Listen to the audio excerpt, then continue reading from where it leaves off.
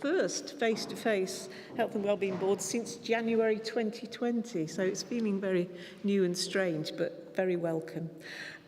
It's also my first meeting as portfolio holder for Health and Adult Social Care and chair of this board. It's very good to see everyone. And can I ask members, please, to raise your hands? It's a bit tricky with the microphones, and then wait, when you're asked to speak, just wait until the microphone reaches you. That would be great. And I normally ask people to introduce themselves because we have got quite a few new people here, but it's so awkward with the microphones that what I'm going to say is, if you are speaking, could you please say who you are when you're speaking? That would be helpful. And I'm sorry I can't go around the room because it would take ages with the microphones. So all the services across health and adult social care are facing significant challenges in their recovery from COVID, and no more so than the mental health services. And our agenda today reflects that. And the first 3 items on our agenda are indeed focused on mental health services. That's followed by the pharmaceutical needs assessment, which is a statutory duty of ours to consider that. And then we've got 3 items which look at how services can benefit through partnership working, and I think that's going to be the main theme going through our board, is how people can work together to face the challenges that we all want to see addressed. So, and at the end of the day, it's all about the health and well-being of our residents. So, just going on to the items on the agenda, we've got some apologies. Paul, would you mind going through those? Thank you. Thank you, Chair. The apologies today have been received from Councillor Seckham, Russell Harding, Liz Hancock, who's replaced today by Chris Bain, Mel Coombs and Diane Whitfield of Coventry and Warwickshire Partnership Trust. We are joined online by Jagtar Singh, who's listening to the broadcast today. And Councillor Mateki may need to leave the meeting at some point during the meeting. I've also had an apology from Councillor Joe Barker, Chair. I think that's all that I've received. Thank you. Thanks very much. Anyone else know of any apologies? Right, thank you. So, disclosures of pecuniary and non-pecuniary interests, would you like to just indicate if you've got any? No? Thank you very much. So we move on then to the minutes of the Health and Wellbeing Board, 3rd of March 2021. And any matters arising. I'll just very quickly go through them. Please raise any issues or matters arising that you wish to state that are not on the agenda. So we've got the first page, pages 2 and 3. Just shout up if I don't see you. 4 and 5,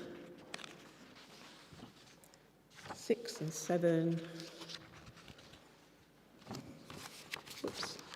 And final page. So if everyone's content, then I'll sign those. Thank you.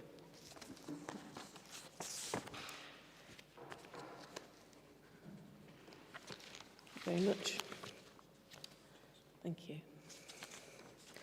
So just moving on then to Chair's announcement, I just wanted to take a few minutes to thank the previous Chair, Councillor Les Cabourn, for everything he did in pushing forward the health and wellbeing agenda as the portfolio holder, and indeed for forging and maintaining partnerships across our health and wellbeing patch, in particular our relationships with our Coventry colleagues, and that's been something that we've all really welcomed, and Les was very instrumental in both the formation and the maintaining of that. So thank you very much to him, and we'll miss him. It does seem strange without him. So, but we'll try soldiering on, as it were.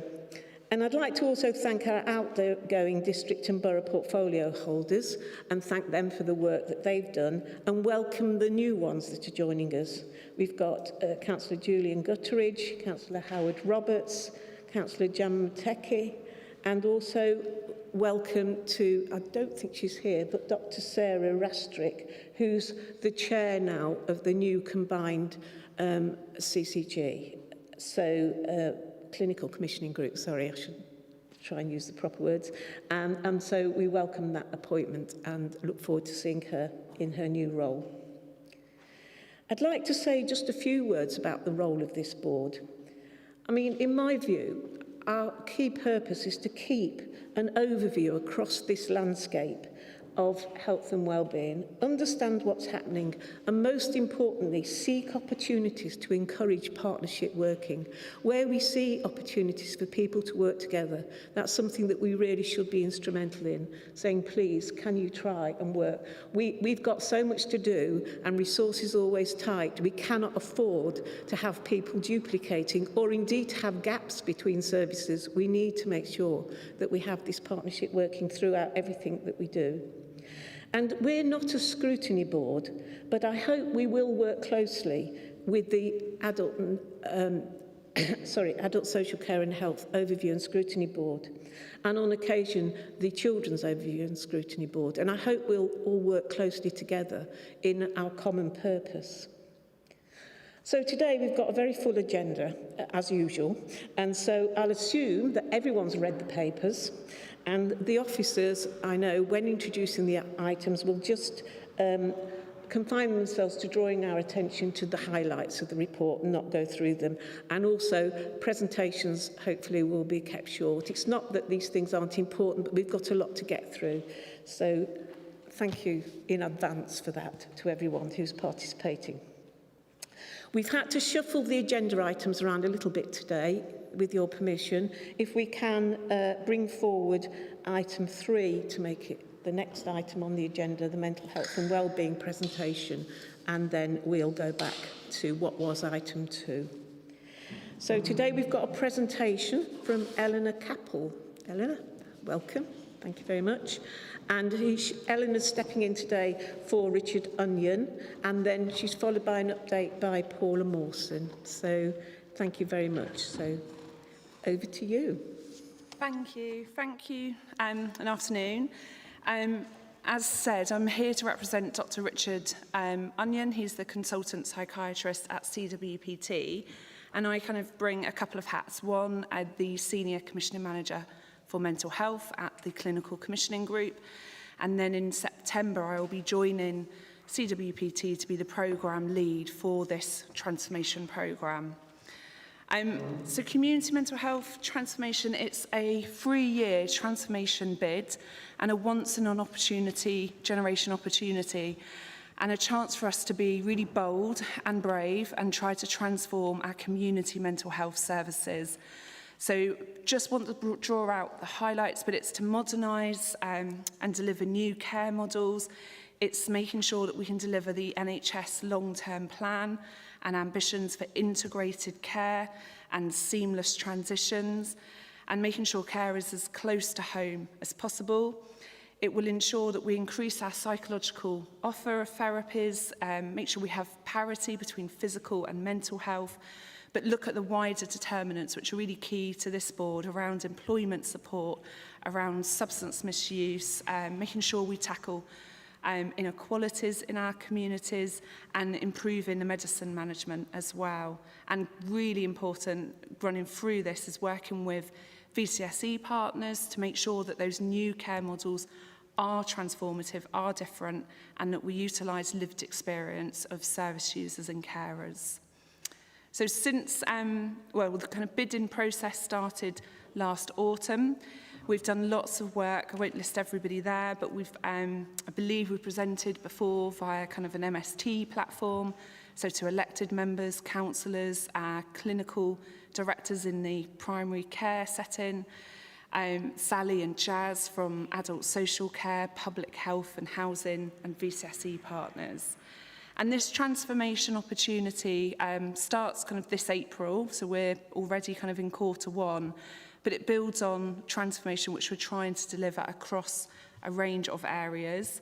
And so that just gives examples there of what we've been doing to try to strengthen our local pathways. And this is our design principles. So this was done in collaboration with partners. As you can see, taking a trauma-informed approach is kind of key to this new model, and making sure we're putting care and compassion and empathy as part of that new pathway design. And again, looking at the biopsychosocial model, so mental, physical, and the wider determinants of health.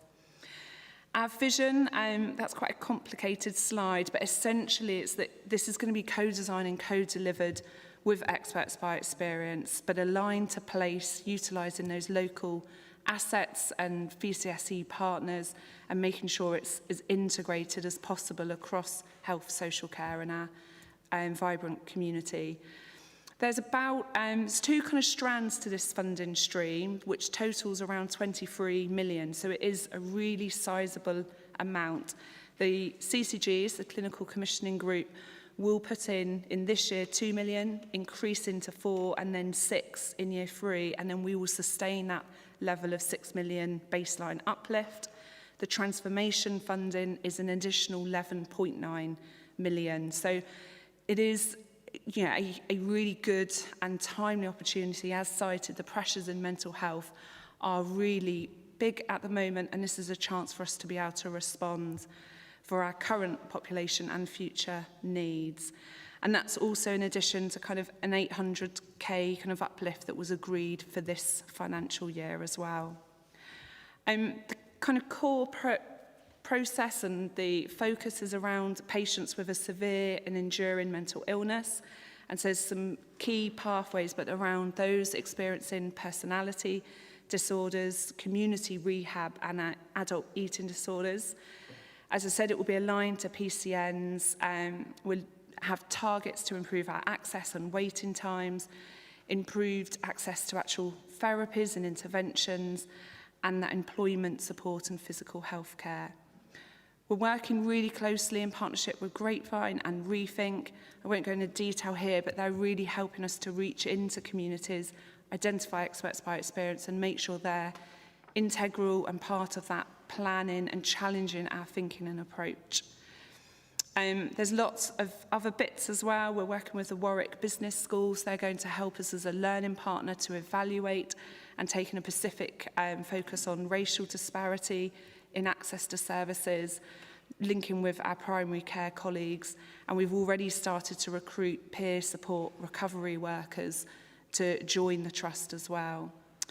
The governance, I won't go into the detail here, all those blue boxes are the kind of various different work streams. They feed into a partnership board that then reports to the HCP, so Health and Social Care, Health and Wellbeing Board.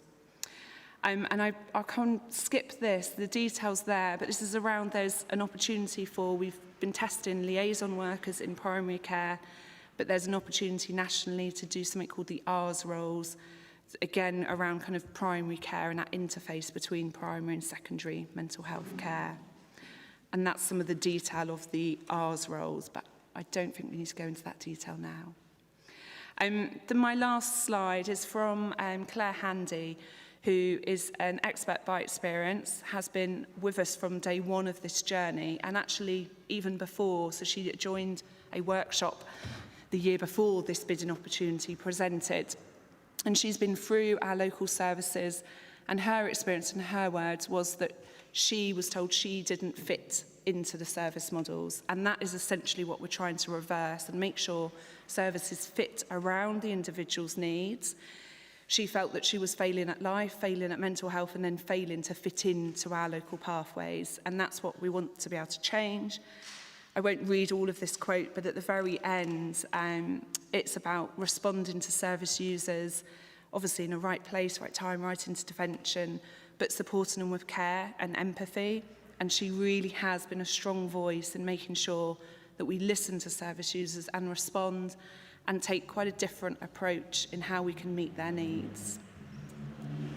Thank you, Eleanor. I'm just going to pause there for questions and comments from anyone. Anyone got any at this point? Thank you. Marion, and then Julian.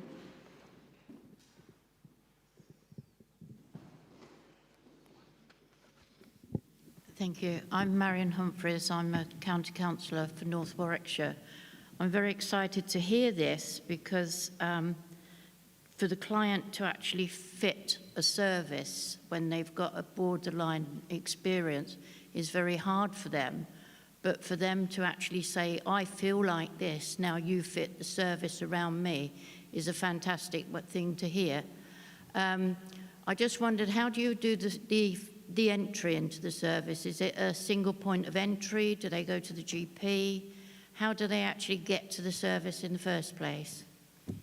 In both. So there's obviously access via the GP and that mental health liaison worker based at primary care, or if they become the ARS worker, there'll be a mental health practitioner based in primary care to support GPs, as well as a single point of access via CWPT, and we have 24 access via the mental health access hubs.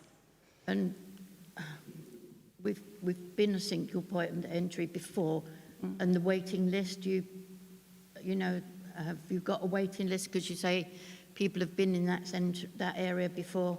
Do you have a waiting list? Do you presume that there will be enough service to actually accommodate this? There should be, from that level of investment, we should be able to then meet the demand and the need.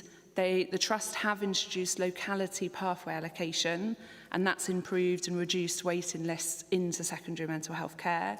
I think what we do need to do, and kind of really echo the comments earlier around partnership working, but is also how do we get much more integrated data flows and information out to our GPs, our kind of key partners, so they understand what the waiting lists are by different intervention services and at place. So I think that's something we need to build into this, and making sure we're as transparent as we can be, because it will vary. There'll be different waiting lists for different therapies. Thank you very much. Julian, thank you. You just wait for the microphone with you.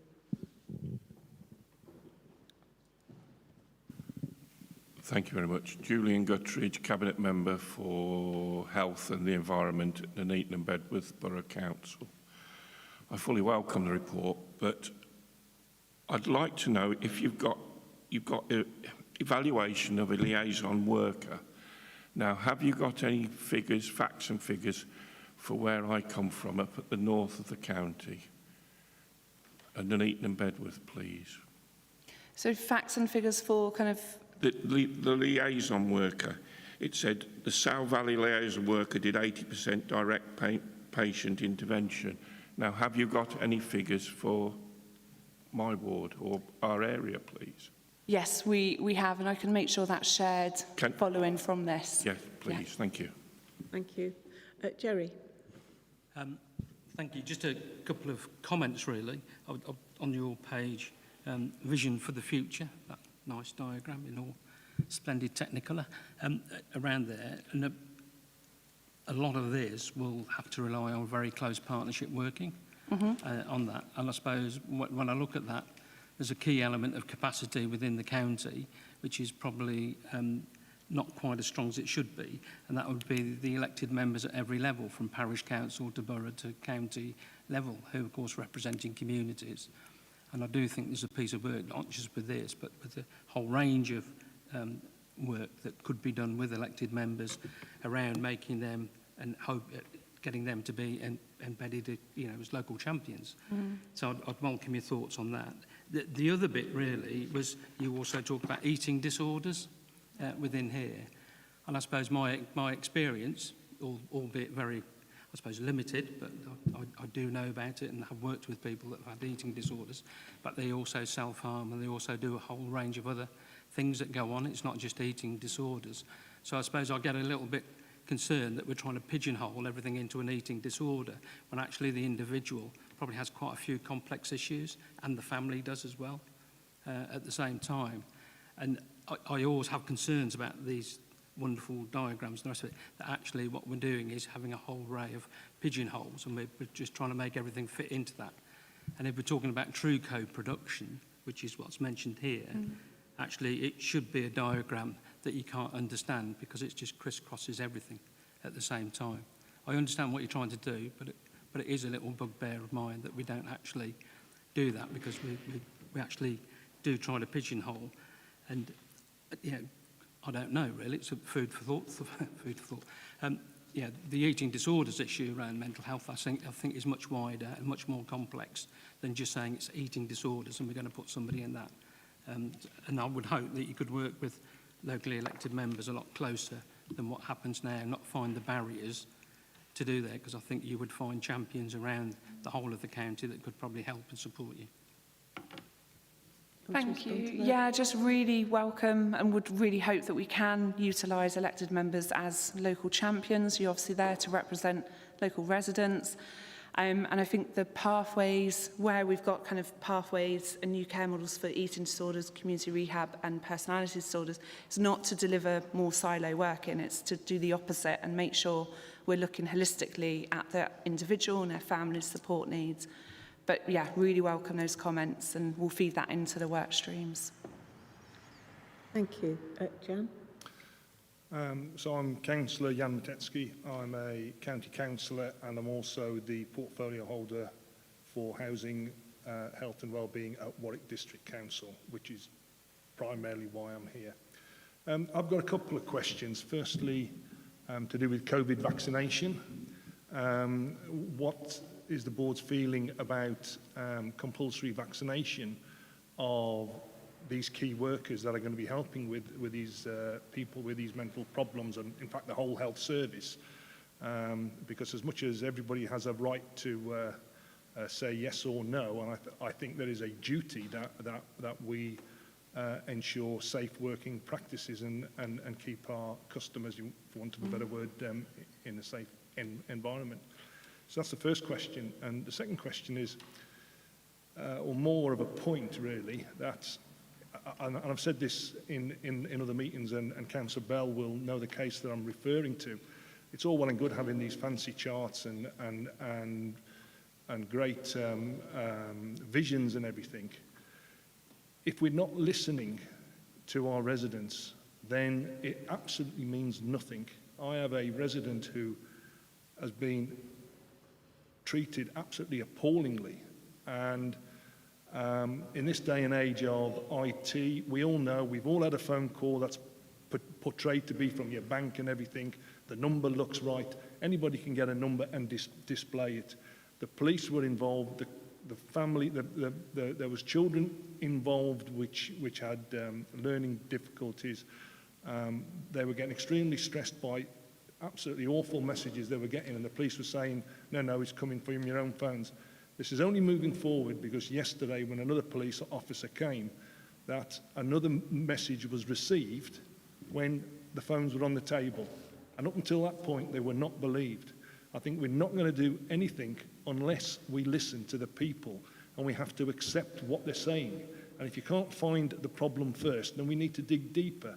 But just to say, no, it's not, and taking the easy option is actually creating more mental stress on these people and not alleviating it. Thank you.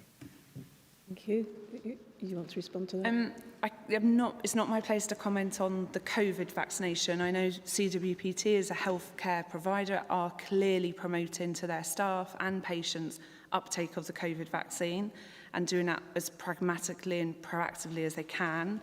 The second bit around kind of responding and listening to service users, I think for me that's kind of where I was leading with Claire's comments around how do we make sure we respond to people's needs. And yeah, it's really sad to hear of that individual, the experience they've had and the police not believing them. And I think there's lessons to be learned across healthcare as well. Thank you. So Chris, sorry. I'm Chris Ham. I'm the chair of the Coventry and Warwickshire Integrated Care System. First of all, to say thank you for the presentation. Sounds like it's a very positive development, and I particularly like the way in which you've involved experts by experience and service users in the design of this. Good to see the extra investment. My question is about the staffing, because I know there are real pressures on our mental health services and among partner organisations too. It's great to have the money. Will we be able to recruit the people who will deliver the service in the way you were describing? Because it feels to me this could be a real innovation and very welcome for that. Yeah, I think that's one of the biggest risks to this programme is making sure we have a really robust recruitment strategy and retention strategy, and how we can progress the current workforce, how we can help give them career progression and grow our own, but also how we can utilise other roles which aren't clinically focused. And again, we're having those conversations with clinicians around actually if we know those workforce challenges exist now, we'll have to utilise our VCSE partners and peer support recovery workers and new roles into that delivery and the design of new ways of working. But it is the biggest risk. Nigel. Yeah, thanks, Chair. And I'm Nigel Min, Strategic Director for People and Director of Adult Social Services and Children's Services within the county. First of all, I wanted to thank you for the presentation. I really welcome the involvement of both service users, users by experience, but also the voluntary and community sector. And I have to say that we've had a number of discussions with the voluntary community sector in recent periods, and they have been very positive about this as an example of where the VCS can be better involved in some of our services. So I think that's really positive. And I also welcome the involvement we've had. My main question was Chris's one, really. Which is, it's really welcome to have the extra investment. It's really welcome, both the transformation funding and the permanent uplift. But staffing does continue to be an issue. And I suppose there is a question, you've answered that bit of it. I suppose the question is there anything more you need from the system in terms of that kind of support around staffing? Possibly around kind of the Section 75 agreement and kind of actually not just VCSE and clinical and peer support worker roles, but social care roles. But again, as a system, we're all facing workforce challenges. So I think my ask back would probably be around kind of recruitment strategies and how can we be more creative and attractive in the healthcare service to market coming to work in Coventry and Warwickshire, and how could we do that in a joined up way? Could you just explain Section 75? So that's how health and social care work together. That's kind of the framework that allows that to happen. Thank you. Stella. Thank you very much. I'm Stella Manzi, Chair of University Hospitals Coventry and Warwickshire, which covers Hospital of St Cross in Rugby as well as University Hospital in Coventry. First of all, very supportive of what you've described, and particularly the focus on place and being able to try and tailor services according to what the dynamics are in each individual place. I think that's incredibly important. Although I'm speaking mainly with my chair of a big acute trust role, I'm also speaking with experience of lived experience of a family member with extreme mental health issues, not in this area though. And I suppose one of my comments is that I think one of the most difficult issues to manage is people who are either on the verge of needing an acute bed but still in the community, or alternatively people who've been in an acute bed, either adult or children, and coming back into a community. And that kind of interface between what you've described as the aspiration in terms of the community network, but also the fact that people might be at what I would describe as the extreme end of the community network. And I just wondered whether you had any reflections on that, given, as I know you're well aware, there are quite a lot of challenges for the 3 acutes in the area in terms of dealing with people who come through our doors, as well as obviously through yours. And I just wondered whether you had any reflections on that. Yeah, that's part of the NHS long-term plan, is how if this is delivered and the ambitions met, we should be trying to alleviate those pressures on inpatient beds and patients deteriorating for that level of acuity and severity. Won't be for every patient, but it should really stop that kind of deterioration. And how can we support when people have been through that journey and making sure they don't have that repeated cycle, and that community support is robust and supports them. There's a whole other kind of other work streams around community-based alternatives to crisis, and some really good innovative work from both our local authority partners to really work in a different way. And I think it's how we make those pathways interface. So we will be continuing to do that work. Thank you very much. Anything we can do to be helpful on that? Thank you. Thank you. So we move on to Paula then. Thank you. On to her presentation. Thank you. Thank you very much, Eleanor.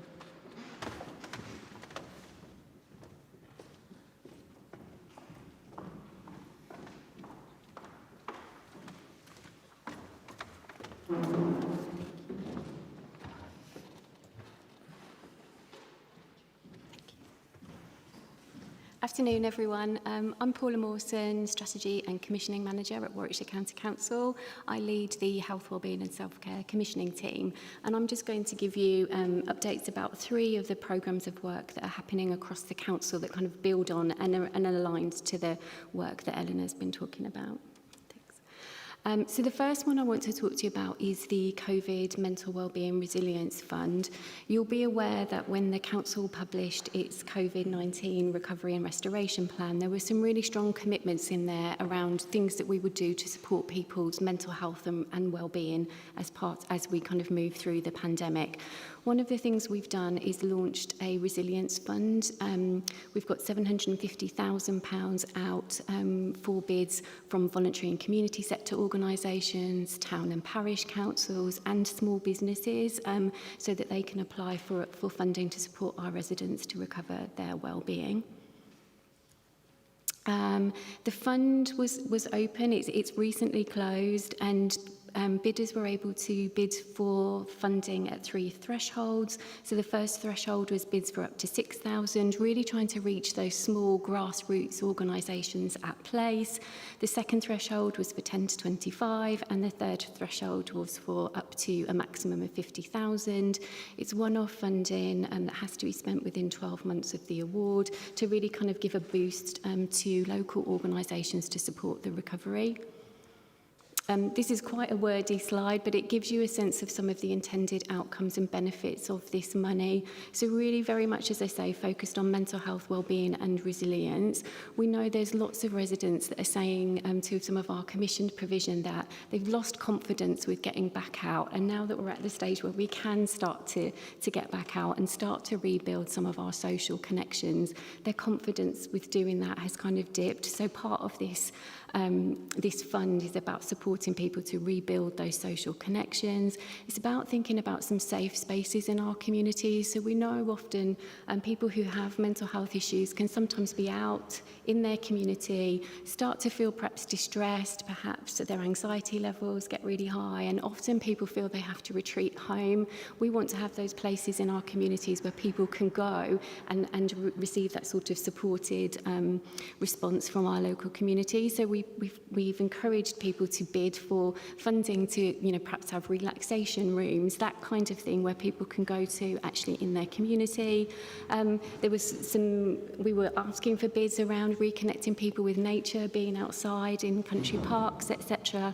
And then we really wanted to think about some of the more mental health specific issues, so trauma, this kind of suicide prevention, self-harm prevention, and particularly bereavement interventions. I think knowing what's happened through this year and that the bereavement for people has been a different experience, we wanted to make sure that there was an opportunity for people to bid for that money too.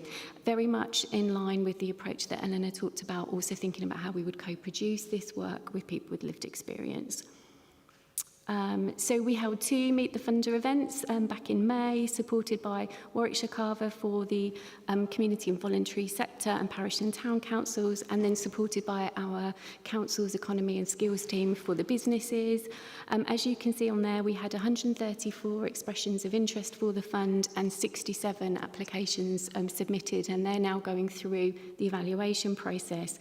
I'm really encouraged that we've had a good range of bids. So we have some bids focused on children, some on working age adults, some on older people. We had some bids in from small businesses, and then some bids that were very much more focused on supporting people's mental health recovery for those people that were really struggling with their mental health. So they are going through evaluation, and as soon as we're able to give more information about who the funds are being awarded to, we'll share that information via Gemma. The next thing I'm going to update you on is Wellbeing for Life. I'm sure some of you are familiar with this. It's a public health campaign to drive forward our wellbeing.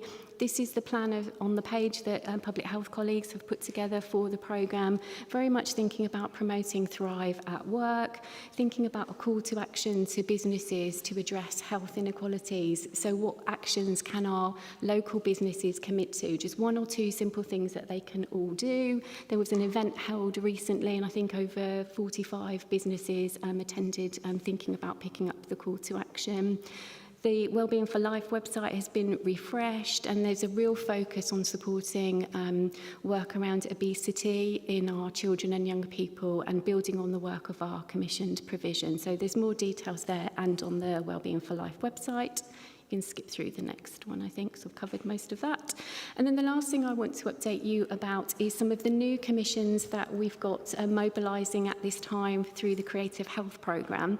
You're going to get a presentation from Kate in a minute about evaluating the last lot, but I'm going to give you just a sense of some of the new things that we've got coming on.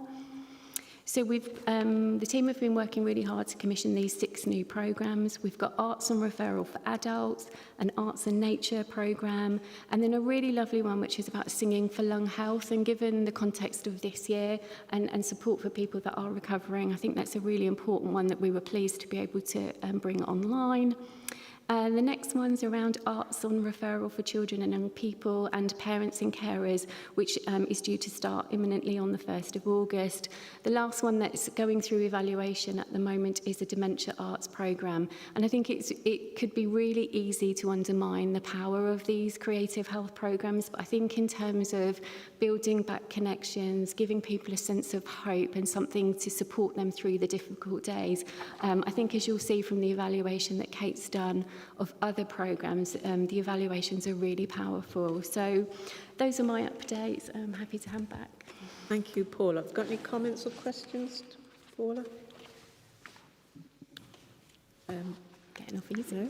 Okay, thank you. Thank you very much. I would just like to say that, you know, it's quite clear that mental health is an overwhelming priority for us at the moment. And we really do need to work together. And I'm going to ask that we get an update on mental health and wellbeing at each of our health and wellbeing boards. And what I'd like to see, and we've welcomed these 2 presentations, what CWPT is doing and what Warwickshire County Council and CCG are doing, but I would really like to see an overarching picture of pulling it all together and seeing what the picture for mental health is from commissioning in different places within our health economy. We need to pull it together so that everything fits into the jigsaw. So the next time that we see this, I'd really like to see a joint presentation, if you like, that says, look, we're working together and this is how it all fits together. So that would be really helpful, and thank you very much for all the work. I know you're talking together behind the scenes, but it would just be great to pull it all together here. Also, there's obviously quite a lot of funding around to help with mental health, and what I'm really anxious is, because of the demands on services at the moment, it'd be very easy for that funding just to be absorbed into the day job and business as usual. We must use this funding to transform the services so that they are more effective and more efficient going forward. And I think we'd like to hear more about those action plans and the changes that are going to be brought about to the systems and processes around mental health so that we can cope with this demand, which is really overwhelming, as I say at the moment. And one other thing on this, I would like to see that similar presentations are presented to the Health Overview and Scrutiny Committee, formally referred to them. I've checked this out with the chairman. She's very willing to do this so that they can scrutinise in more depth these plans for mental health and wellbeing and come back to us with their comments and questions from their scrutiny so that we can add that in to our considerations at the next meeting. So I'd be very grateful if that could happen behind the scenes. Thank you very much. Has anybody else got any comments on this before we move forward? It's Chris first, thank you, and then Marion. Thank you. Chris Bain, Chief Executive of Health Watch in Warwickshire. I guess my point is the last one you just made about how we make judgments about the way in which these things are landing in communities and with people. I did get slightly worried when I saw the aim, for example, of the Partnership Trust was to deliver the NHS long-term plan aims, objectives, and that worried me because that's a means, not an end. The end is the well-being of the people of Warwickshire. And I think we need to evaluate all of these initiatives, by looking at the impact on the well-being and the health of people, not just about the way in which we deliver NHS plans. Absolutely, absolutely agree. Thank you, Chris. Marion? I don't know if it would work, but we've got a problem with our Phoenix group, as you know, in Wood End, and how that's going, if it does get off the ground, how it's going to start. And I see the Dementia Arts programme is for care homes and inpatients. Could that be extended to maybe going to a group that's already established in our community and be presented at the group, so as they meet every week? And so could it be going into give them a resource, because the people that run it at the moment, we're going to try and get a new group to start it, but they need an activity, and that would be something that would be in our community. You've got a full group there already. You've got the carers there that would be there to help, but it would be beneficial to all of our clients in North Warwickshire. Thank you. I can see Paula is nodding and she's quite pleased. I think that's going to happen. So integrating into existing community resources, that would be fantastic. Wonderful. Thank you. Thanks very much. So everyone content then to just look, sorry, I need to look at the recommendation. We can get back to that. Here we are. Have we got a recommendation for this one? I think it was a presentation to note, so I think we've all noted it. I'm just looking at Paul in case we have to make any sort of decision. I can't see anything on there. That's right. That's okay. So it's just for notes. I think we've well noted it. So thank you, everyone. And we'll move on now to what was item 2 and is now item 3, which is the evaluation of the Creative Care Commission, and it's Kate. Thank you very much.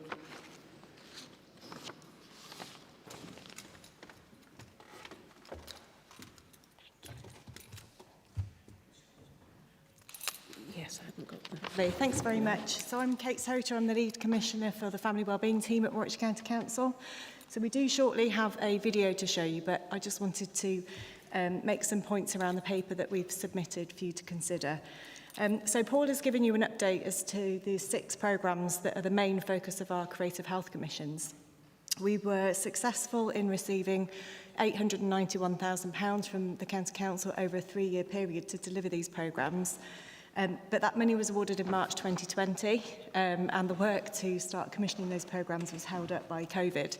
So rather than do nothing and wait until the pandemic calmed down, which I'm glad we did because we may not have started it yet, we decided to use some of the money that we were awarded to commission some specific programmes for those isolating as a result of the pandemic. So we took £80,000 and commissioned 8 programmes of £10,000 each, and made the decision to evaluate these to help inform the wider commissioning process that we were going to be doing to spend the vast majority of the money.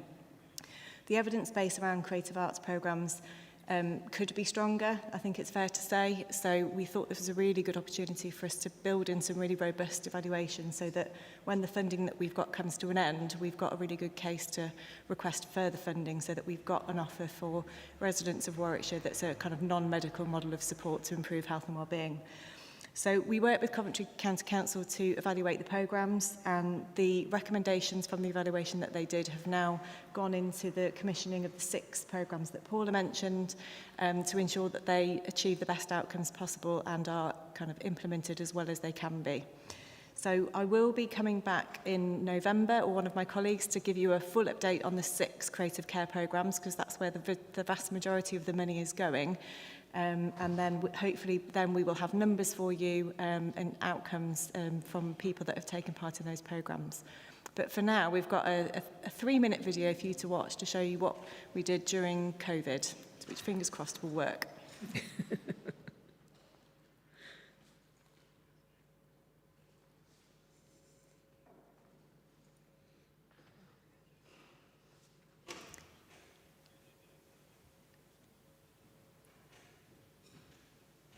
Hi, I'm Emily from Public Health Warwickshire, and I'm really pleased to be introducing an exciting project recently undertaken in the county. We commissioned 8 arts-based projects to support people's well-being and reduce feelings of loneliness and isolation during the pandemic period. We'll show you snippets of those projects now. I'm really pleased to say they managed to reach over 15,000 people across Warwickshire. An evaluation by Coventry University showed the benefits in terms of creating connections, providing hope and positivity, and supporting health benefits in terms of both mental and physical health. We're using the learning from these projects to inform future rollout of arts-based initiatives in the county, so please look out for those and enjoy the video. Hi, I'm Sarah Riddell and I'm from Monaco Consort. Our Creative Care Commission was to bring the joy of music into people's homes by creating an online library of singing workshops for older people who might have felt isolated during the pandemic. My name's Jenny Davis. I'm the founder and director of Arts Uplifts. Our project was called Inside Stories, with vulnerable people through dance with older people, music with young people with additional needs, creative writing with adults with mental health issues, isolated adults using hand sewing and mindfulness. My name's Abby and I'm a wellbeing practitioner for Escape Art, and the One Project has been fantastic for some of our participants. It came at a time where they were feeling quite low, quite flat, and it really has helped them to get creative again and explore how they're feeling. I'm Chris Davis and I'm from Live and Local. Live and Local Living Room has paired 10 professional theatre makers, musicians, artists and poets with communities across Warwickshire. They have worked collaboratively to produce short films, pieces of music, books of poetry and so much more. Hello, my name is Juliet Russell. I'm the lead artist on My Voice Lifts My Soul, which is one of 8 creative care commissions awarded by Warwickshire County Council. This project focused on people with lung health conditions or people who are recovering from COVID-19 in singing over a 12-week period. I got COVID in March and it left me with quite a few breathing difficulties. When I'm singing, it stops me having to overthink how I'm breathing, and I suppose it helps normalise the way that I breathe. I'm an asthmatic, so I've been locked up on my own since the middle of March, and I have to say being part of this singing project has really gives me a sense of freedom, for which I'm very grateful. I'm Hannah and I'm from Open Theatre. My creative care commission has been to offer weekly online drama sessions for young people and their families at home, and the project was called Home Movie Makers. I'm Carrie from the Starfish Collaborative, and our Creative Care Commission project was a maternal journal project which was for women. It was about creative journaling and enabled the women to connect with themselves and express their experiences and their emotions. I'm Fiona from Sundragon Pottery, and our part of this project was to send out 125 packs of clay plus tools and a support booklet so that people could make things at home.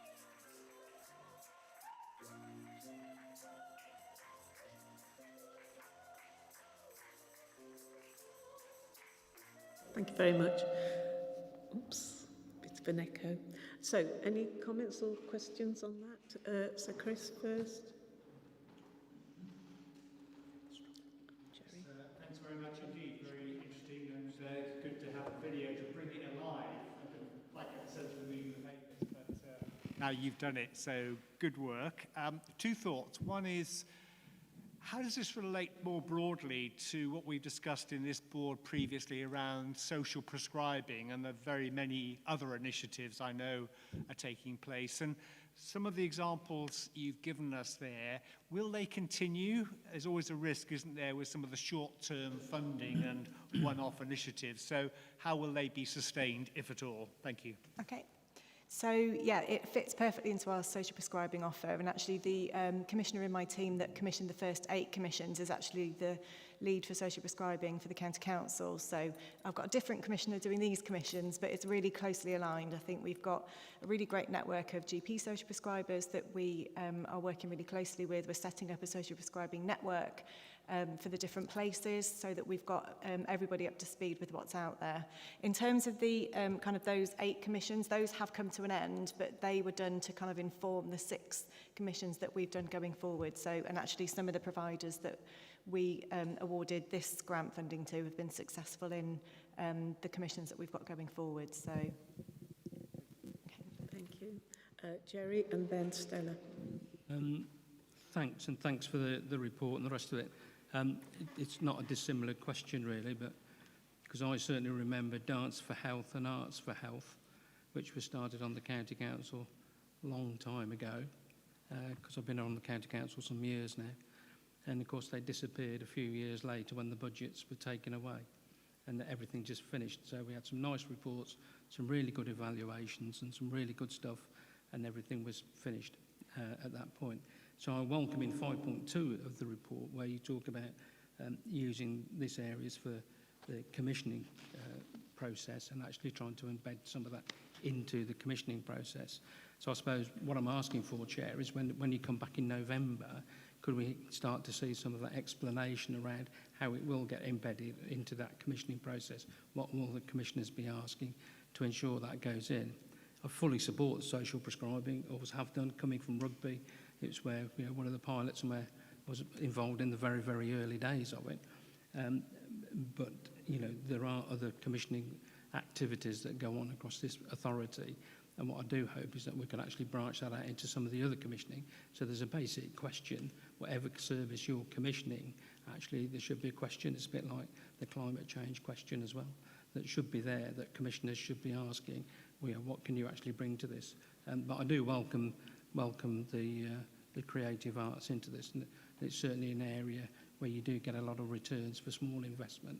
But if we can't embed it, that's the big question. So I'm hoping in November when you come back, if we could see that in a bit more detail and how we're going to do that.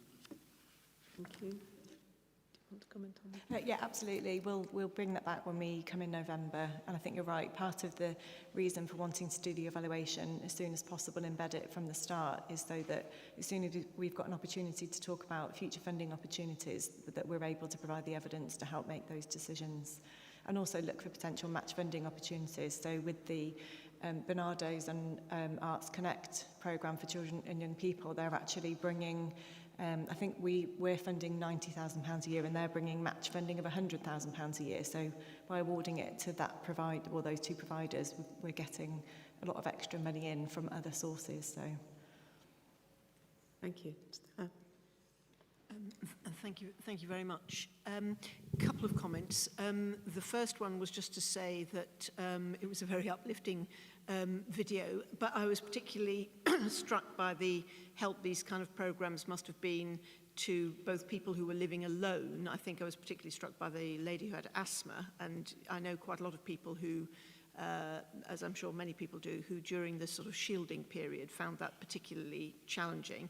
The second group of people, I think it looked as though it was very engaging and interesting for, was people who were either pregnant or who had recently given birth, who obviously had much less access to family and friends structures than they would normally have had. But my second point is, and this is particularly if these programs continue in some way, shape or form later on, one of the things that I think we're all collectively trying to tackle are health inequalities tied into other inequalities like income, poverty, and also to some of the health and care partnership objectives of happy, healthy and fulfilled lives. And I wondered whether there had been any attempt, and this is quite a narrow point in a way, whether there had been any attempt for these individuals who participated to make links, to help them make links into other more longer term things, whether it's purely recreational development things which are just part of, if you like, fulfilling lives, or whether in some cases, if it's young people checking it back into their schools to say these people have got a talent for X, is there some way you can continue? Or if it's adults and there is some talent that they've got which might lead into other things, training opportunities, employment opportunities. I just wondered if there was some joined up thinking going on. I know it's tricky to do because the issues are quite wide and various, but I just wondered if there'd been any thinking about how to make that more sustainable. Yeah, so actually that's been one of the questions that we've asked as part of our commissioning process. So the kind of sustainability for people that have been through any of our commissions has been really important. So one of our providers at the end of the 6-week programme will sit down with that person and come up with a plan for them. So whether it's, you know, helping them access a further course or whether it is looking through apprenticeship schemes. So it is absolutely built in through that process, because we agree. I think that's, you know, it's great going on a 6-week course, but actually how can we help them sustain it as part of their life? Brilliant. Thank you very much. Any more? So thank you very much for those comments. They're very welcome and obviously focused on sustainability, and that's really important that, you know, these projects, and it's good that we've got an evaluation, they need to, as it were, earn their place in the overall strategy of mental health and well-being. And it's again, it goes back to let's integrate it together and see the full pathway for everybody, from those that are just feeling a little isolated right up to those with acute mental health problems. And for sustainability and for ongoing commissioning, it needs to know where it sits and fit in with this. So as Jerry said, we've seen things before that have been funded and then suddenly they're not. So we need to make sure it's an integral part. So thank you very much for those comments. That was really useful. And thank you, Kate, for your presentation. We are just asked in the recommendation that the Health and Wellbeing Board notes and comments upon the evaluation of the creative care commissioning and the key principles for future commissioning. I'm assuming, unless anyone's shouting at me, that we are all agreeing to that. Okay, thank you very much. So moving on then, we now have continuing on the theme of mental health, we've got a presentation from Duncan Vernon on the findings from the recently completed mental health needs assessment. This is a really important piece of work, which is, if you like, the foundation for our mental health services. So over to you, Duncan. Thank you very much. Thank you, Chair. So I've prepared a couple of slides that help to elaborate on the key points from the mental health needs assessment. I realise it was a long document, however, we've managed to draw out some key themes in order to sort of prompt the discussion and to, I think, help develop that shared understanding.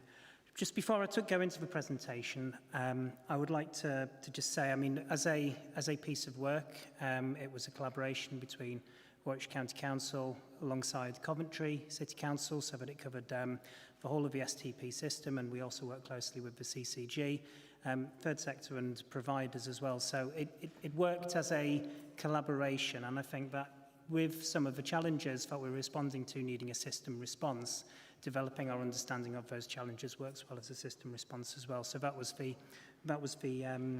one of the principles by which we looked at addressing this. We started this, got approval from the Health and Wellbeing Board to start this in November 2020. And I think the collaboration did work really well to help encourage the curiosity between analysts from different teams and again connect some of the conversations between commissioners and analysts as we went through it. A survey was carried out along with a series of focus groups to help triangulate and understand the quantitative data and relate that back to user experiences of the health and care system and mental health services. I think there's two key principles just to, in terms of how we informed the scope and the breadth of it. Firstly, this understanding that there's more to mental well-being than just diagnosable mental ill health, and actually trying to understand how people are feeling in general, how happy people are and their self-worth, I think is a really important point and was within scope. And you can see we sort of almost see that along a separate axis of well-being, you know, to that of diagnosable mental illness. So that was the first principle to inform the scope. And the second one was around, if you can, thank you, a Chris Whitty style, next slide, please. The other one was around the general scope of how wide we wanted to look. So rather than just focusing on services and service use and access, we wanted to try and broaden out our understanding of mental health, and in particular look at how communities and social connections help to develop mental health and well-being, and in particular the wider determinants of mental health and well-being, so the causes of mental ill health and poor well-being. And in particular, I think there's, you know, a large chapter on this that helps to understand how we might start to address this as a system and, you know, work not just within the NHS, but more broadly across places and Warwickshire. So the first key point, I mentioned that there were four core themes that emerged, and we saw them reflected across all of the different data that most of the different data that we looked at and sort of strongly come out. The first was actually the relatively high prevalence of poor mental health and poor mental well-being. I think the implications of this is that all of our services, all of our organisations will be coming into relatively large numbers of coming into contact with relatively large numbers of service users, patients, however we want to describe them, with mental health issues, and who might be, those opportunities for contact or opportunities for signposting, for intervention, to help to develop services that are more supportive of individuals. And so I think that's the first key point. It's an issue that we all need to grapple with and reflect on. Just to give some examples of this, this was from Office of National Statistics, some of their wellbeing data, and you can see you've got sort of relatively low levels of life satisfaction, so just over 8% of people not satisfied with life, over 11% of people unhappy, 7.5% of people have low self-worth, and again a large 33% with some not diagnosable anxiety, but some level of anxiety. So I think that is quite striking. There's some evidence about, how all this is, what this looks like at district and borough level as well within the report, and looking at some of those inequalities across the system as well. Just to give another example, this was the prevalence of, so looking at diagnosable mental ill health, such as depression and anxiety, looking at general practice registers, and again, you can see the relatively high proportion of people on those registers with mental health issues. And finally, just to give an example about severe and enduring mental illness, so issues such as bipolar or psychosis or some of these diagnosable conditions. A couple of points here. Number one, you can see actually Coventry and Warwickshire relatively low compared to some of the more built up and urban areas within the West Midlands and some of the unitary authorities and the CCGs that cover those areas. However, it is still around just under 1% of people with one of these severe and enduring mental illnesses. And again, that 1 in every 100 people, I think, is sort of an indicative of a relatively high numbers of people with quite severe and enduring mental illness. The second key point was, and in particular some of this came out of the focus groups and the questionnaire that we carried out, were some of the challenges with either accessing services or understanding what services and support was available. We found that this was particularly true amongst groups who might be more excluded, people living in more deprived areas or some groups with protected characteristics, and in terms of reflecting on ethnicities and different ethnic heritages, some of that started to emerge as well. And actually, in terms of implications, this means that there are people who could be benefiting from services and support who aren't necessarily accessing it at the moment. So it describes an unmet need in epidemiological terms. These were some of the comments from either the focus groups or the questionnaire. And you can see people raising issues around sort of non-English speaking individuals, challenges around waiting lists, some issues around people with autism tending to be not feeling that their mental health difficulties are also looked at as alongside the autism and for those who have both, and similarly some issues there around BAME and sort of at particular stages in life such as mental health and maternity. So again, it's sort of particularly coming, a lot of these themes starting to emerge. We did look at IAPT access rates as well. Now, in terms of what we did, we developed a local indicator based on our understanding of local prevalence and access to services. There is a national figure, and by the sort of the current version of it, as a system, we're currently meeting the target. However, there's further work going on to develop that and look at some of the issues or how we calculate it. But what we did in order to understand some of this nuance a little bit better is we developed our own indicator based on our understanding of the prevalence, so the numbers of people with mental ill health and the numbers of people who are accessing services locally. And by developing our own indicator, we were able to look at some of those inequalities in much more of a nuanced and detailed way. You can see here, for example, I mean, as I mentioned, it was conducted across Coventry and Warwickshire, but you can see some variation between each of the district and borough areas, and actually relatively high access in Rugby, particularly amongst 16 to 64-year-olds, lower access in some of the other areas. But again, some of the, if we break it down by, I trimmed the slide set. There is another slide in the report which shows some of the challenges and lower access rates for people living in areas of more deprived areas as well. And similarly, you can see some of the differences in ethnicities and access rates for different ethnicities within that slide set, and in particular highlighting issues in terms of lower access amongst people with sort of different sort of African heritages as well.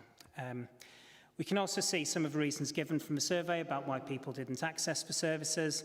Some people weren't aware of them, some people faced barriers, some people had a need but were told that they weren't eligible.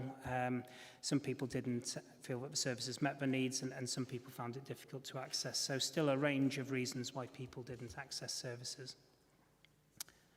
The third key point is the growing future need and demand. And this is, I'll come to the impact of coronavirus as my fourth point, but this is something that was true before the pandemic as well. So I think that the pandemic will have accentuated some of these issues, but it was something that existed before. And therefore, this is something that's been building over the longer term, and something that we need to be thinking about how to respond over the longer term as well. I think for me, this indicates the importance of taking preventative approaches as well, and reducing some of the demand through early intervention.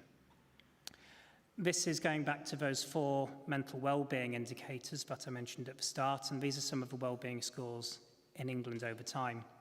We often talk about what if we measured wellbeing alongside GDP in terms of how we're getting on as a nation. And actually between 2014 and 2019, the trend was positive in terms of people generally feeling better, feeling happier, higher levels of self-worth. In around 2019, before the pandemic, there was a change in the direction and the trend across all of those indicators. Similarly, you can see this is an example of a percentage of the population newly diagnosed with depression each year in Coventry and Warwickshire. And again, you can see how, with the black line being the England average, along the bottom you can see each year. And you can see that the England average is increasing, but in Coventry and Warwickshire, actually, we were below England average at the start of the last decade, around 10 years ago. And slowly, we've moved alongside the England average and are now above it. So a greater proportion of people being diagnosed with depression each year. Now, of course, that might not be just to do with the rise in the numbers of people with depression. It might be to do with better identification and diagnosis, but still it creates the same issue in terms of how to support a larger number of individuals who have been identified. The final point was the impact of the pandemic, which was the fourth key point that came out. Again, a lot of our indicators are still developing in this space, but we did find a lot of impact on people. Mental health and well-being had worsened, and in particular, young people and women. And I think as we look to recovering from coronavirus, I think that indicates the importance of mental health in our recovery plans as a system and as organisations. This was an example of emergency admissions for severe and enduring mental illness, and you can see actually numbers of admissions dropped over the pandemic year between 2020 and 2021. If you look at the bottom of this, it's the grand total column, and you can see that last column on the right, numbers relatively low compared to previous years. So that's one example of the impact of the pandemic, people not accessing services. Less seen in Rugby, but then, looking at a slightly smaller population size. And again, you might also argue that there's been a drop there compared to the previous 2 years. And then this is the impact of the pandemic on well-being. The dotted line across the middle is essentially where we were before the pandemic. And as you can see, a lot of, throughout the last year, the lines of the mental well-being across the nation has tracked below that. So again, showing that across all of these indicators, generally poor mental well-being. And I would also like to point out here, what it looks like in particular the January lockdown bit quite hard in terms of, the deepness of those indicators on people's mental well-being. And I did have to highlight this in terms of the impact on younger adults, as this jumps out at me every time. Again, this is from some of the national data. The sort of bluey-green bar is from 2019, so that's self-worth. And the burgundy bar is, it was the situation as of April. And you can see in particular, everyone's self-worth and mental well-being has worsened. In particularly young adults, you can see that increase from being a group of people who had the highest levels of self-worth across all age groups now have the worst. And again, some of people's experiences about the impact of the pandemic. And you can see here how people have been coming to terms with it, the impact on the voluntary sector, the lack of availability of being able to go out and exercise, and the disruption on daily activities, and some of the things that have impacted there. I'll draw my presentation to a conclusion there. I did have a couple of points to update on the JSNA programme more generally, but I don't know if you would want to, if this would be a good break for questions or how you want to Okay, play we'll it, Chair. break the questions then. Anybody want to ask questions or make any comments? Jan? Hi, thanks. It's just a general question. So I'm just going back to the slide where you said, we presented why patients don't access the service. And you gave, and there was several reasons that people gave for not accessing the service. Now, as an engineer in my day job, one of the tools that we use in when something goes wrong in the quality tools is what they call a 5 why. So, it's, for example, if I was late to this meeting, I could say I was late because I had a flat tyre. Well, why did you have a flat tyre? Because there was a nail in it. Why did you have a nail in it? Well, because it fell off the back of a truck. Why did it fall off the back of a truck? Because somebody didn't tie it down. So actually, the theory behind it is if you ask 5 whys, you actually get to the real reason. So I wasn't late for the meeting because I had a flat tyre. I was late for the meeting because somebody didn't tie down a load correctly in the first place. Now, it's the same goes here. People say, for example, not aware of the service. So why aren't you aware? And then you can start, if you start to ask why further down the line, you can then find out where maybe there are failings in getting the message across to people. So do you use tools like that, or do you just ask a question and just take the stock answer? So we didn't ask that depth of information in our surveys, and obviously as a quite a sort of a single one-off interaction, of course it was not something you could go into in much depth. However, I think this is, you do raise an important point in terms of how we respond to and understand what to do with this data, and actually trying to unpick it, some of this. I think some of this is as a health and care system, as we start to broaden our understanding away from just looking at patients and onto populations. I think that changes some of the conversations. And 5 whys is a tool used within the safety of healthcare systems as well. There's a lot of transfer of ideas from I think it was via Toyota in the sort of 1980s, and then sort of came to health service side. So there are tools similar to to that used within healthcare, and again, I think there are some good applications here to start to unpack some of that. Thank you. Nigel. Thank you, Chair. Duncan, I suppose I was drawn by the same slide, but for slightly different reasons to some extent. So what we're effectively saying here is that of those people who would benefit from services, a fairly small proportion currently access them. But what we also know is that services are under huge pressure. We've heard about some of the workforce challenges that there are.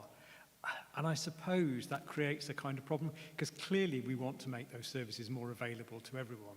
But it feels like we don't have the capacity to do that in the system. And while my instinct is to turn to the kind of programs that Kate and Paula and others have talked about this morning, are there other things beyond that you think we ought to be doing? I know, for example, on, a lot of the NHS organisations are reflecting on sort of waiting lists and sort of prioritisation and how that supports, in terms of reduction of inequalities and similar. I think it's, I I think this is a hard challenge, but I don't necessarily have the answer for. I think there's sort of quite a lot that could be looked into, but all in isolation probably isn't the full answer. And I think this is one of the sort of difficult and crunchy questions that the needs assessment leaves us with in terms of how to respond to that. Thank you. Sorry, Jerry. Thanks. I suppose from the results, there's nothing that really shocks me. It sort of reflects what it does. But I don't get a sense from reading this and what you've said, the geography of Coventry and Warwickshire at all. I suspect, I know exactly the areas that probably responded better than others in relation to this. And then that, of course, then begs the question about the whole, how strong is what I'm reading and what I'm being presented with. So I think there is a question reflecting on this about what is the geography and what is the context that I'm being presented here to make a judgment on. And to be honest, I would question it elsewhere, but not here, around that. And that is about the geography. That then relates for me to the services, knowing that there is not enough capacity, there is not enough resource to actually tackle the cases at the front. I know exactly what's going in rugby with the crisis team, and exactly there is no capacity in rugby to deal with crisis of somebody in mental health. It just doesn't happen. As somebody was told me who works for the trust, well, it's only a part-time service for that town. So there is that capacity issue around that, to actually tackling that. But if you understand the geography, perhaps we'd then know about the targeting procedures, really. So I suppose it's a comment to take back, but if you like, it's great to hear this, Duncan, and I value all your presentations and everything. But what I don't get a sense from this, to be honest, as a Warwickshire resident, is what does this mean for me? It's, if you like, it's just another report that I've read, to be honest. And just to sort of respond in terms of some of the geography, I mean, where we have been able to break down the information by smaller areas, we have done. Again, some data isn't available on, some of those smaller geographies, so we have to be led by, I guess, our understanding of, some of the trends in terms of deprivation and sort of ethnicities and similar, in order to help target and understand the geography. But, a lot of the data that we looked at just wasn't available at a much smaller levels. I don't know whether that's a good point for me to talk about what next for this report in terms of, it feels like... You've just got a couple more questions, okay. And then I'll come back to you, Marion, and then... Years back, we had this problem of getting people to know a service when I worked in mental health. And when we spoke to GPs and that, they've always got the televisions up in the surgeries. We asked them to actually put that information up in their surgeries. So as when people are sitting there, it's rolling out all the time. And we also asked for beer mats, because they all seem to go to the pub and they always seem to have beer mats around.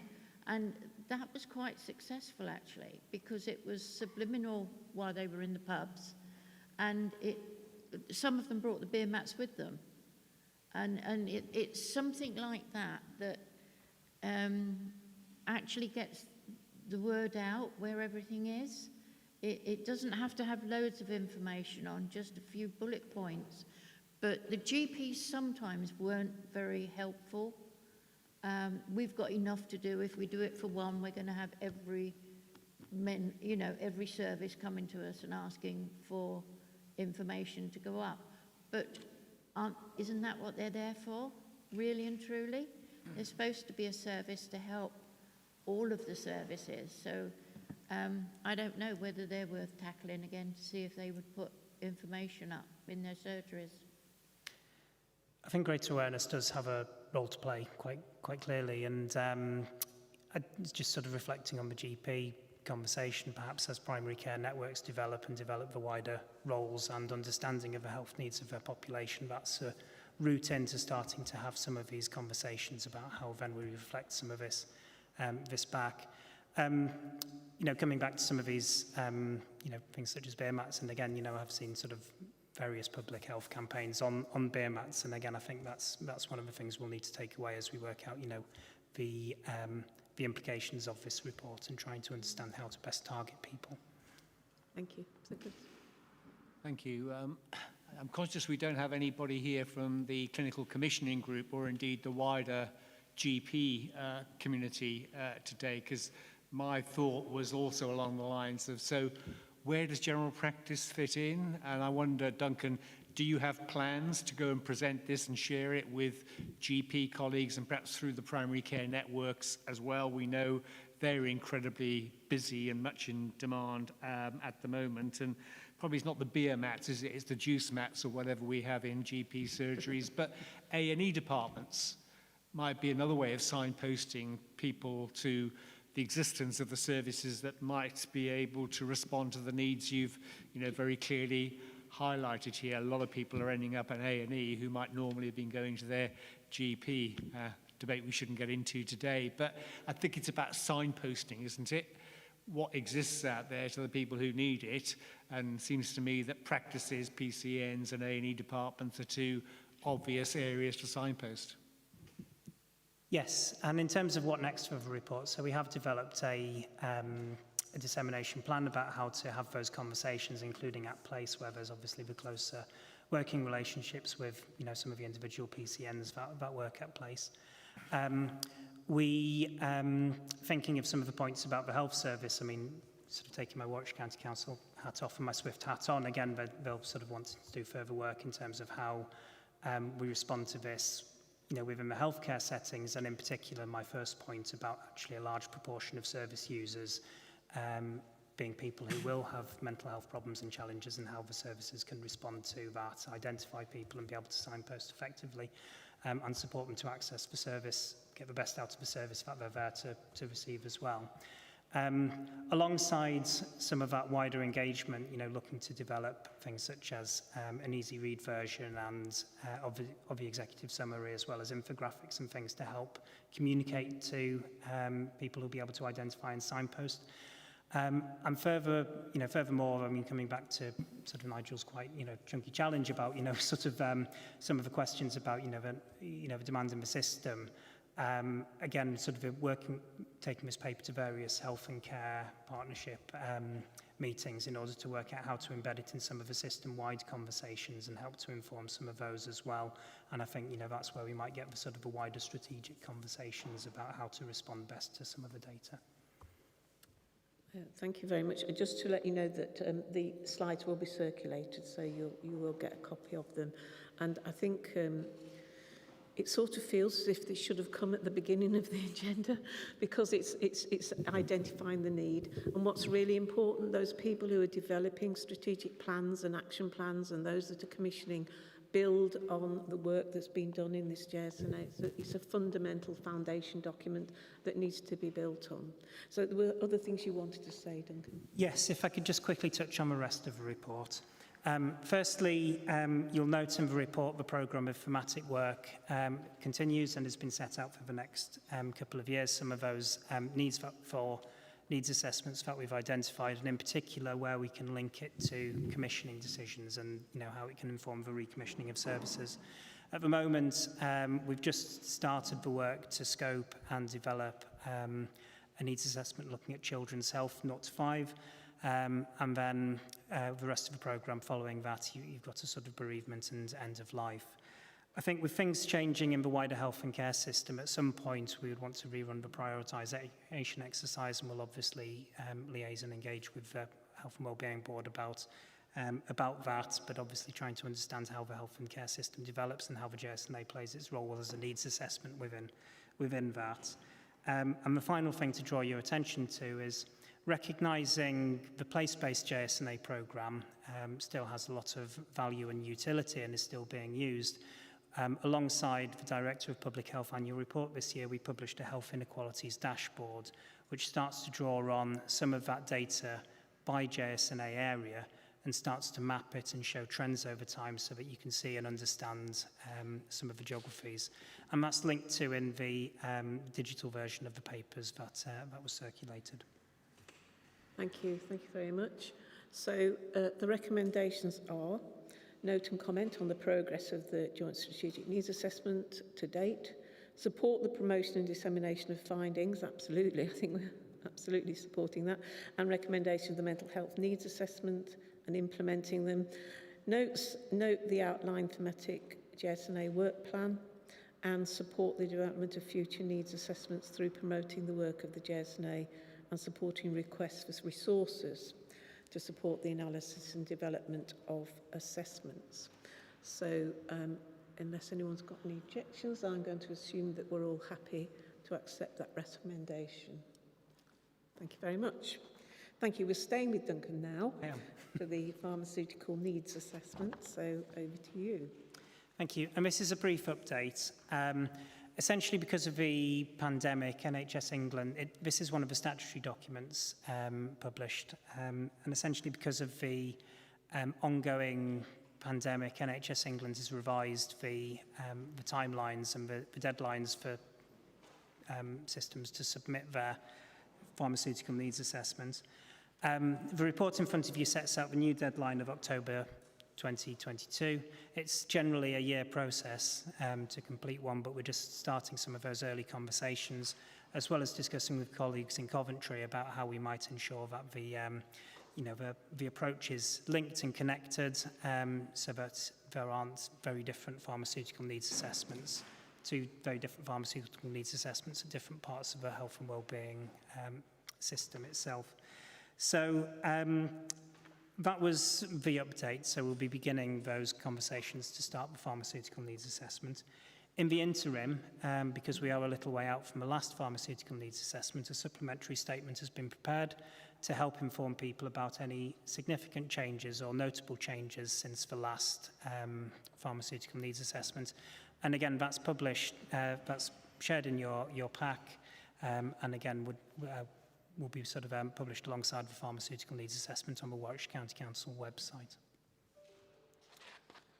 Thank you. One of the concerns I've got is, has this assessment taken into account the key role of pharmacies in the vaccination rollout and what the needs will be and the demand on their services, and whether our current network is suitable for that, whether it's going to be stretched? Will that be taken into consideration? For the full assessment, we would want to look to sort of availability of all pharmaceuticals and the impact of that. So I think that would be a key point to look at how the ask of community pharmacies has changed. We did, in the supplementary statement, you'll see a reflection of some of what was coming back from pharmacies about the additional pressures of the pandemic. When the supplementary statement was published, that similar role of community pharmacies within the vaccination campaign hadn't been fully developed. So the supplementary statement doesn't reflect that. However, it would be taken into account for the full needs assessment. Thank you. Any other comments or questions? Thank you. So the recommendation that we note and comment on the production of the PNA supplementary statement, and that we note and comment on the proposals for the full PNA in partnership with Coventry City Council, noting the potential impact of the COVID-19 response on timescales. So we're all happy to do that. Thank you. So we'll now move on to the Coventry and Warwickshire Place Forum, and it's Chris Ham. Thank you. Thank you very much, Chair. I'll be brief on this. We have in the papers a report on the meeting held in March, and I'll just update verbally on the 17th of June meeting, jointly between the Place Forum and the Health and Care Partnership Board. There were three main items. The first, our public health directors updated us on the local outbreak management plans, a response to COVID and the ongoing challenges of COVID. Secondly, there were a number of presentations relating to work on reducing and tackling inequalities in health. And then thirdly, there's an update from the CCG on what's happening, particularly in the NHS, to restore services for patients not with COVID, but patients, a growing number of them, sadly, on waiting lists, waiting for other treatment that's been delayed or postponed during the pandemic. A number of themes emerged, if I can just mention 2 or 3 of these. First of all, there have been some positives, and we've heard about that in the presentations this afternoon, not least the way in which there have been new partnerships developing with local communities on things like outbreak management, for example. We touched on the City of Culture 2021 in Coventry and some of the great work going on there, particularly in relation to cultural innovations and cultural participation. And we've had a separate discussion, which was reported at the Place Forum, on working with the business community and engaging the commitment and support of local businesses and indeed local public sector employers on what's called the call to action and the way in which businesses can contribute to the work we're doing on tackling health inequalities. We heard earlier on in a separate presentation about the Wellbeing for Life programme, and that was picked up as well. On the restoration of NHS services, that is going well. A huge effort across Coventry and Warwickshire, particularly around the backlog of people on waiting lists for hospital diagnosis and hospital treatment. We were successful in our bid to become one of the national so-called accelerator programs, for which we get additional funding to enable us hopefully to go further and faster than some other areas in getting more patients through and reducing particularly the long waiting times and giving priority to patients with urgent healthcare needs. But I don't want to exaggerate. There are massive pressures, not just in the NHS, but in adult social care as well. And we've heard about some of those this afternoon in general practice, mental health services, and beyond. So we've made a start, but this is a restoration program that will take months and years rather than days and weeks. But everybody, I can give a reassurance, is working as hard as humanly possible, recognizing the impact the pandemic itself has had on the health and well-being of the many people who work in health and social care. So in terms of actions and next steps, it's really more of the same, and I've alluded to these, so I won't be repetitive, but certainly the call to action and the engagement of employers is very important. The work through the City of Culture in Coventry and the continuing work which our public health teams are doing, and lots of praise for them in the efforts they've made on outbreak management and supporting the vaccination programme and beyond. So I'll stop there. Thank you for the opportunity. Thank you very much. Any questions, Sir Chris? Any comments? Thank you, Stella. Thank you very much.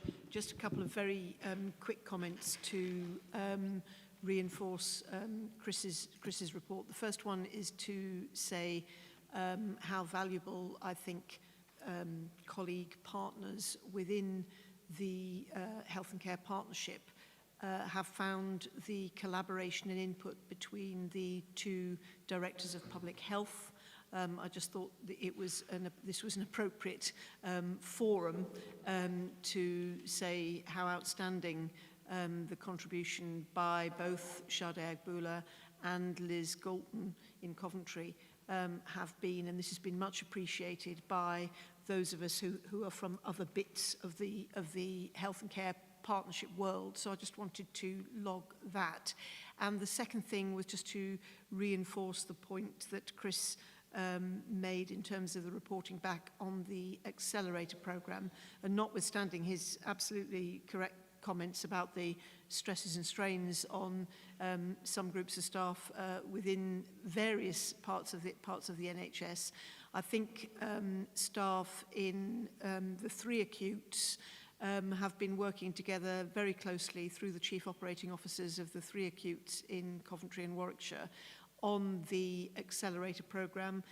We are one of the quite small number of areas who've been given money in order to do this, and I'm happy to say that many consultants and other staff, nursing staff and others have in many ways been raring to go. A lot of them have been obviously very frustrated during the COVID period when for a while, operations were not happening and so on, and are really delighted that they are able to get stuck in and try and make progress. Clearly the backlogs are enormous, but just to reinforce what Chris has said, there is some very, very good work going on in terms of trying to retrieve some of that and make some real progress for the residents of Warwickshire and Coventry. Thank you very much. Thank you. Thank you. Yeah. I think this is an excellent report, which is very welcome. And my question is around the Accelerator programme, which is really, really good news that we've been selected. And I think, I think Warwickshire is being used in quite a number of areas actually as a trial, which is really good news for our residents. But I'd like to ask a question: how are those numbers going to be reduced? Is it going to be use of private, or how is it going to be actually done? Yes, can you? Thank you very much. It's actually a mix of things. So I would say most of it is actually about getting more sessions on, if you like, paying for more sessions internally. So our staff doing more, and when I say our, in the 3 acutes, I'm not just talking about UHCW, doing more work and more sessions. And if I can give you a Warwickshire-related example, in Hospital of St Cross at the moment, we have got orthopaedic surgery going on like no tomorrow. Saturdays, Sundays, the whole kit and caboodle, as it were, with lots and lots of activity. Obviously, there's having to be very careful organisation of the shifts that do that. We've also obviously got to make sure that some staff are not getting, if you like, put upon, Burnt out. And it's all got to be people who want to do it, obviously. And obviously, there's been quite a lot of discussion with staff of every type, because you've got to staff all those. It's not just the nurses and the consultants, it's also the various operating theatre technicians and a whole range of other people. So a lot of it is going on with, if you like, extra sessions and more sessions, and can we think of ways of doing things that perhaps we haven't done it before? And indeed, one of the thrusts of the national programme is to say, can we put our thinking caps on and think, are there innovative things that we haven't done before that we could perhaps do differently to make things more productive? And I think we're all thinking of that in a whole range and variety of ways. Clearly, there are other things where we have to call on help and support from people in care homes and so on, because of course, if you're going to get throughput of things like operations, you've got to have recovery time for people, and where are they going to do that recovery if you're going to keep that throughput going? And then in some instances, it is about use of the independent sector. Sometimes for some certain specialisms, there is some payment of the independent sector, or in some cases, we're using the venues, if you like. So we might be using the physical location, but our staff doing it, kind of thing. It's a whole mix and match. But I would say that the national people in the Accelerator programme, they literally have kind of weekly reports on how we're doing against the rate of completion of the various different specialisms. So it's being reported on very, very closely. And I'm happy to say that we are making good progress against the targets, but clearly it was very ambitious to do 120% of the benchmarking in 2019-20 by the end of July. And obviously that's not been a very long period. So people are cracking on, I think is the way I would put it. Thank you. So just a follow on, is there a target date where we hope to be at a level of pre-COVID? That will be a long time coming. It will vary from specialism to specialism. There are some specialisms, for example, in the sort of urinary prostate area, there is a national shortage of the people with those kind of skills to do that work, for example. So nationally, there are difficulties in processing the numbers that you might want to be processing. In other areas, we'll be making more headway, but I think realistically, you're talking about years, not months, in a number of areas. Thank you. So, Chris, you want to come in?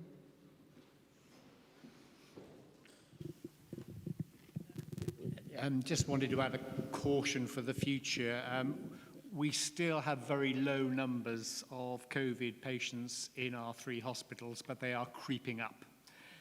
And if what we heard the Health and Social Care Secretary say on the Today programme 2 days ago is correct, that we'll see a doubling of the number of infections by the 19th of July and probably another doubling again 2 weeks after that, there will be an impact on the ability of hospitals to carry on doing what Stella has described. What that impact will be is difficult to know, but just as an example, I saw today the Leeds Teaching Hospital Trust, which is comparable in its size and complexity to UHCW, has announced it has to stop cancer operations because it has so many COVID patients in its hospital beds now. They're back to where we were, sadly, very sadly, at the beginning of this year. I'm not saying that is inevitable in Coventry and Warwickshire, but I do think we're entering a particularly difficult phase over the coming weeks. Thank you. Come back, Stella. Yes, you have a conversation. We'll just shuttle it back and forth. I mean, just to add that for the moment, and Chris is absolutely right, and we just can't predict how that is going to go, but without going into the absolute detail of the numbers, just to say that we have got in UHCW, I specifically asked as I left the building earlier, we have got well under 20 COVID patients, with a couple of those people in intensive care. But Chris is absolutely right to say that those numbers, having been quite small a couple of weeks ago, they are gradually creeping up. So Chris is absolutely right in what he says. Thank you. Thank you. So that's a well caution. Yes, Julian, please. Thank you.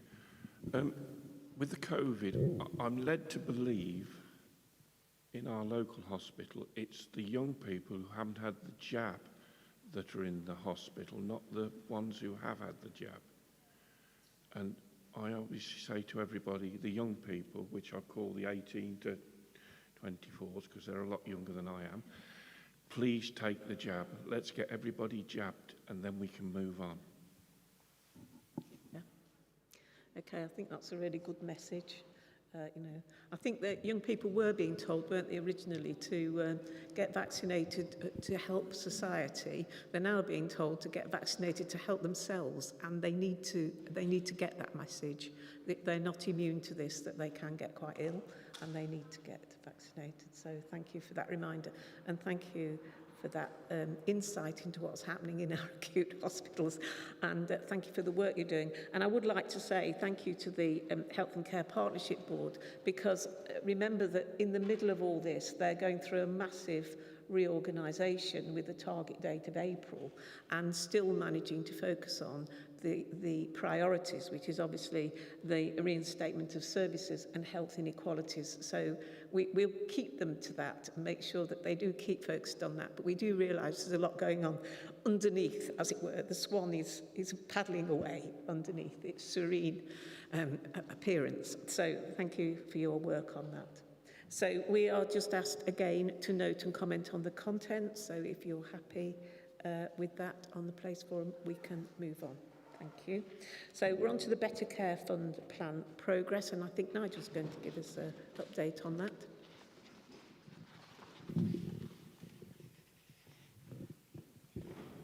Thank you. Thank you, Chair. Yes, it's a very short update, I think, in this case. Members of the Health and Wellbeing Board who've been around for a while will be very familiar with the Better Together programme, which is how we spend the Better Care Fund. The programme has been running for a number of years. Under normal circumstances, the plan is signed off each year by the Health and Wellbeing Board. Last year, because of COVID arrangements, those requirements or approval requirements were kind of different. The programme focuses on the three things that you see in paragraph 1.2, reducing non-elective admissions, reducing admissions to residential care homes, and increasing effectiveness. You've got the last quarter's figures in here. In the appendix, you've also got the full year's figures. You'll see that the non-elective admissions and reablement are both above target and have been throughout the year.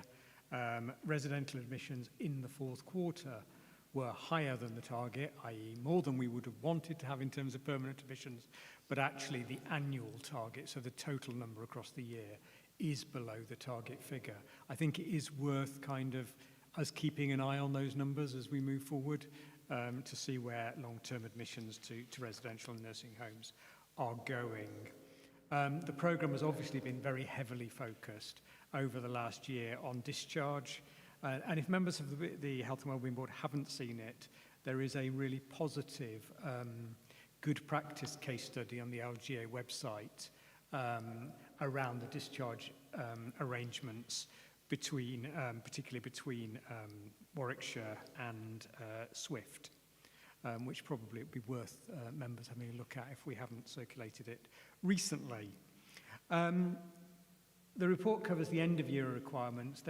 Because there wasn't a formal approval process, there was a requirement to submit information to NHSE this year. That went through the process. Unfortunately, it fell during the PERDA process for the local elections, and therefore went through a series of executive meetings before being signed off by the previous chair of the Health and Wellbeing Board.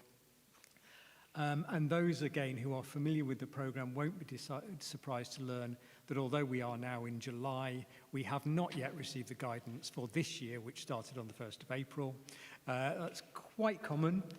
We tend to receive it sometime in the summer. But what you will get is a much more detailed report at our next meeting, when you will actually be asked to sign off this year's programme in full. I think that's probably enough, Chair. Thank you. Any comments or questions? Thank you. If you could just have a look at the recommendations about noting and commenting, and any objections to approving that, please shout now, otherwise we'll assume approval. Thank you. Thank you very much. So we move on then to the Health and Wellbeing Partnerships, which I think Duncan's going to take us through. We've got three place partnerships, the North, Rugby and the South in Warwickshire, and then we've also got Coventry, of course, which is our fourth one in our health economy. And Duncan, over to you. Thank you very much, and I'll just give a brief update, Chair. So the partnerships, I think the role of the partnerships in each place has continued to evolve and grow over the last 6 months. And of course, with the sort of further developments across the integrated care system and sort of how some of that has changed, again, the role and the connections have also grown between, in each of the places.